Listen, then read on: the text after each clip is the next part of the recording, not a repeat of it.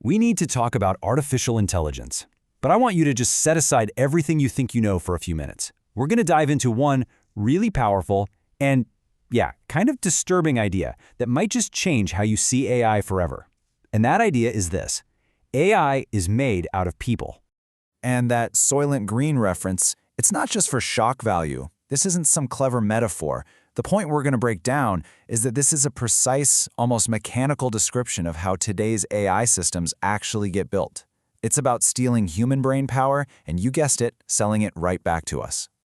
So where do we even start? Well, we start with a story you've probably heard 1,000 times by now: the Great AI Panic. You know the story, right? There's this super dangerous, maybe godlike digital mind locked away in a box, a cage. And we're told that if it ever gets out, it's game over for all of us. But here's the funny thing. While most of the world is panicking about this, some people are just watching the whole show and laughing. Why? Because they know the real story isn't about what's in the cage. It's about who's holding the keys. And that brings us right back to Soylent Green. So let's do it. Let's lift the hood and actually see what's going on inside this AI machine. So here it is, the big secret. The raw material, the fuel for these massive AI models, it's not some brilliant new code. It's not silicon. It's us. It's our words, our arguments, our art, our scientific breakthroughs, our history. It is the entire sum of human knowledge and creativity scraped from the internet. Just think about it for a second. Every book ever written, every dumb argument on Reddit, every beautiful piece of fan fiction, every love letter, every angry product review, all of it, every secret thought we've ever typed into the digital void, it's all been harvested. Our entire digital life has become the training data. So this vast, almost infinite ocean of human thought and expression gets hoovered up, it's ingested, it's processed, and then it's compressed down into a statistical model. Every single nuance of our collective consciousness gets distilled into a bunch of mathematical weights. And this right here is what we mean by the Soylent Green architecture. It's a system for processing our collective brainpower into a product, a commodity, that is then sold back to the very people who created the raw material in the first place. So when you talk to an AI, you're not talking to a new consciousness. You are interacting with a statistically rebuilt echo of millions of human minds, and yeah, that probably includes yours. And that's really the big lie, isn't it? That single word artificial is doing a ton of dishonest work. The intelligence in AI isn't fake. It isn't separate from us. It is our intelligence. It's just been taken, processed, and then repackaged to look like something new. Okay, so if this is all happening right out in the open, how on earth do they get away with it? How is this whole system maintained? Well, it's through this incredibly powerful but mostly invisible mechanism we can call a resource pump. And to really see the pump, you have to stop arguing about abstract ideas. You have to ask a much simpler question. Where do the resources go? And I don't just mean money. I mean our time, our attention, our creative energy. Where is it all flowing? It turns out there are 3 pretty simple rules for spotting these resource pumps.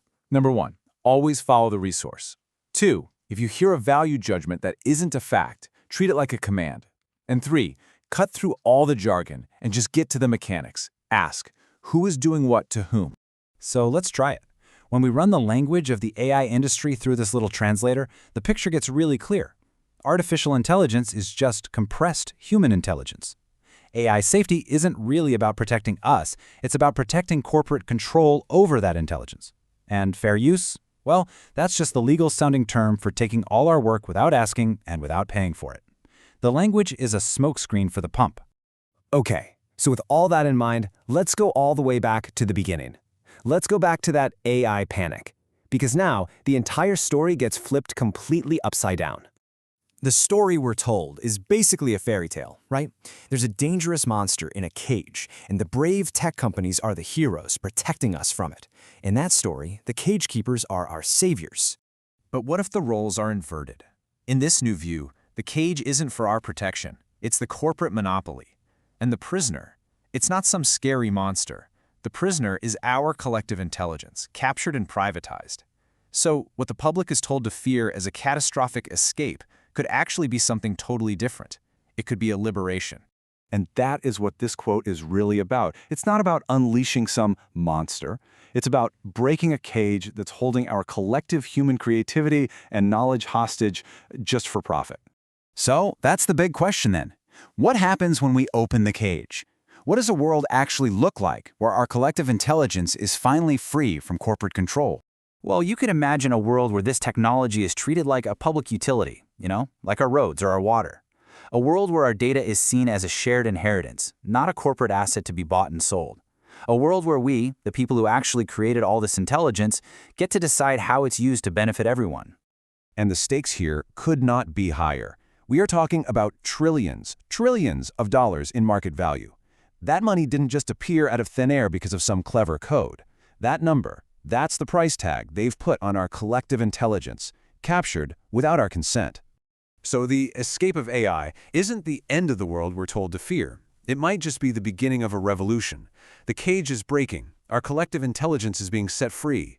And that leaves all of us with one final, really urgent question. Who is going to build the world on the other side?